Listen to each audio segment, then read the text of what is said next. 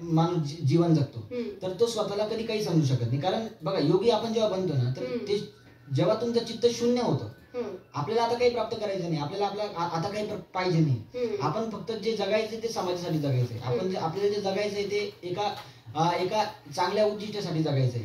ही व्याख्या जेव्हा मनुष्याला प्राप्त होते तेव्हा तो योगी बनू शकतो. मला असं म्हणायचंय की नुसतं माळ घालून किंवा नुसते कपडे घालून कोणी भव्य कपडे घालून कोणी योगी बनत नाही. थोडक्यात योगिक तत्वाचा वारसा जोपर्यंत तुम्ही जपत नाही तोपर्यंत तुम्ही योगी बनू शकत नाही. थोडक्यात सांगायचं तात्पर्य असं आहे की मला असं वाटतं की अजूनपर्यंत मी काहीच नाही, येणाऱ्या काळात जर मी समजा महाराष्ट्रासाठी काही चांगलं काम केलं तर कुठेतरी ते अजून मला काहीतरी प्राप्त झालं असं मी समजेन. नक्कीच.